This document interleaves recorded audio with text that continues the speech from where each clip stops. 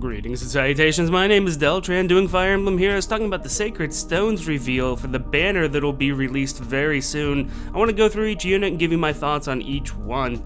So let's just dive right into this. We're going to start with Amelia. This is the 7th armor unit that's been added to the game. A couple of interesting things here to note. Slaying Axe, I've been waiting for this stealth, quote-unquote, not patch to be released. I've been wanting Slaying Axe on a couple different builds. Although I'm not exactly excited to, pull for a hero just to fix something that is broken in the game. Hey, I'm glad that they did something about it. Sacred Cowl, I'm hoping it, and if you look at this, it also has Earth Boost for the plus 6 defense whenever you have more than 3 hit points than the enemy. This, I'm hoping, means that she already has a good defense as it is.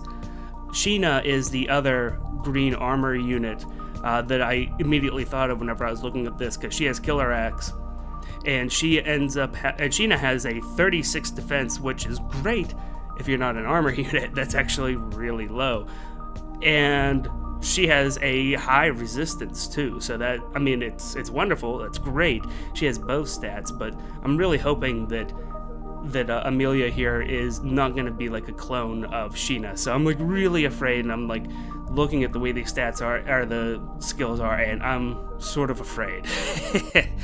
But Armor March is pretty interesting. If you can sacrifice a ward armor for your C slot, making your entire troop move forward one extra step, that's a great way to get yourself into position in the beginning. That's always been one of the problems. Now, of course, you can't, without a bunch of reposition, or even swap will be okay, but without reposition, you're not going to be able to rapidly redeploy back once you have your initial setup, so you have to really choose. So this by itself is not necessarily a good skill. It gives you enough rope to hang yourself with, so be careful with this. But the play space that it offers is pretty interesting.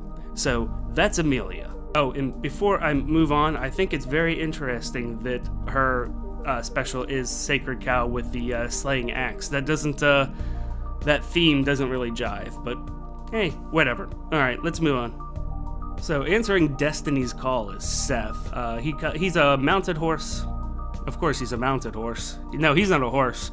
He's mounted on a horse. The horse itself is not mounted, and he is not the horse. So Seth is a mounted unit that has Ruby Sword, so he's already like super niched. He's already, I'm thinking of Stall at this point, but he's not Stall either. So he's not a horse, and he's not Stall. Check. He comes with Swap, which is pretty cool. Fortress Defense, second unit in the game to be introduced with Fortress Defense. And Seal Attack and Defense too. This is pretty cool that this is going to be available a little more widely. It's something that I have found has been useful in a lot of different support builds. Of course, this doesn't look like a support build to me necessarily. He's losing his attack, he's getting a lot more because of Ruby Sword. Maybe he'll be able to take a hit against a couple of different blue units, I guess, because of Fortress Defense, but that 20% penalty really goes against that. I'm looking at this kit, and at least off the cuff, I don't know what this is about. Because the only reason why I could see you'd want to use Seal Attack and Defense is more on a support build that's not meant to kill anything. Yet Ruby Sword basically skews you one way, and it doesn't just be like, oh, you're really good against these type of units, but you just live against it. No, it means you die against blue units.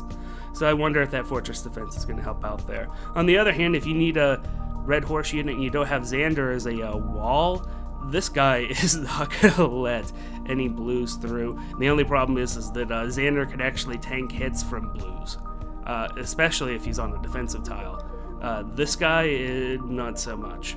So it'll be interesting to see what kind of strategies play out from him. Next up we have Inez, and he has an interesting kit. I hope this really pans out.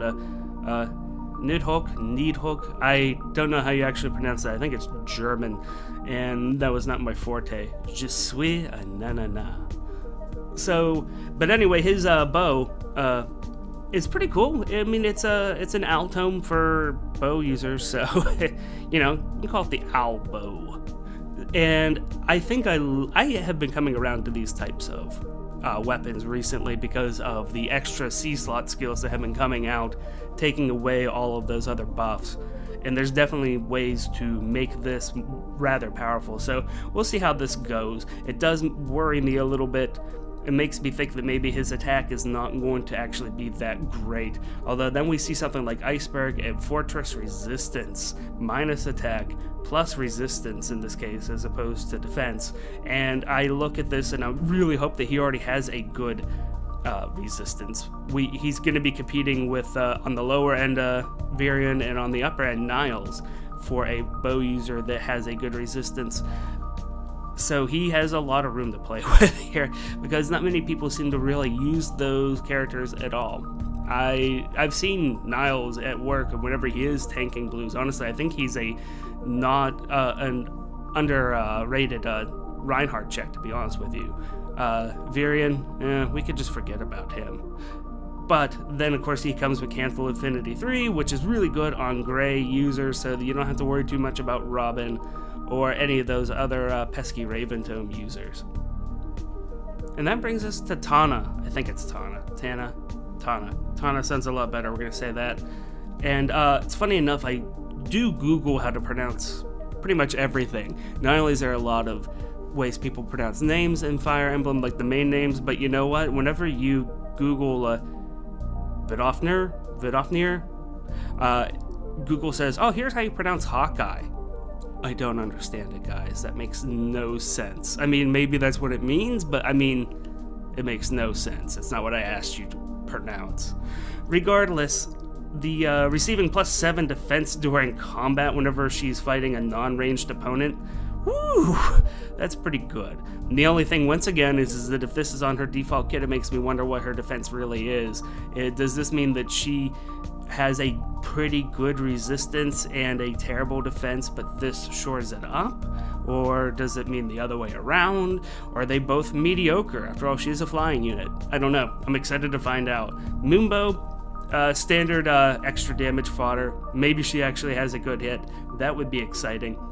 Speed and defense, that's an interesting, it's a good combination. It is actually completely defensive. Speed will help you attack things, but when it comes down to it, you're probably looking at a thing here that is purely meant to help keep her alive a little bit longer, and I think that's just fine. We'll have to see what better things we can give her later on. Guidance 3, however, this has my curiosity piqued. Infantry and armored allies, sorry to insult your intelligence by reading it to you. Infantry and armor allies within 2 spaces can move a space adjacent to unit. This is worth noting because she's a flyer, and she is getting infantry and armor allies within 2 spaces, so it's a small radius, but within 2 spaces to move adjacently to her. I think that people who play around this are going to get a huge advantage, especially by moving armor units around. And honestly, that infantry, I don't know how many times in Grand Hero battles and in PvP Arena, I've gone, shoot, I'm 1 space short. And she's a flyer. She could go ahead and go over top of that lava terrain. She could go over top of mountains. No mountain is high enough for them. 2-inch wall, oof, forget that one. But guidance, I think, is going to probably be the best skill out of all of this. There's a couple other ones that have more potential, and a lot of people are going to be going for that Fortress Resistance, and for good reason. It's not as exciting to me. I mean, that's just increasing a number. I mean, like, I can imagine higher numbers. If that's what you guys are excited about, I can imagine a lot higher numbers than +5's resistance. Like, at least, I can imagine at least 11? I forget what comes after that. Yeah, I'll stick with 11. So, guidance actually has me the most excited because it has the most potential on the battlefield. This definitely is not something that is going to be for everybody, but I could see getting this and putting it on a horse unit and just being able to, like, basically shift the where you are in the battle. Flyer unit, that's absolutely great. Wouldn't bother putting it on too many other people, maybe other infantry. Putting on armor, actually, if you keep it all in an armor team, this is arguably a little bit better than the Armored March that we saw a little bit ago, because there's not much rope here to hang yourself with.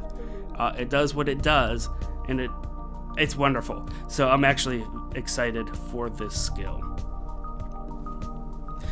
As for a whole, an entire banner, I hope people aren't going to be disappointed in the Sacred Stones units. There's definitely a lot of people out there who are excited for a Sacred Stones banner. And whenever they saw that Valter was going to be a Grand Hero Battle champion coming up, it made people super happy.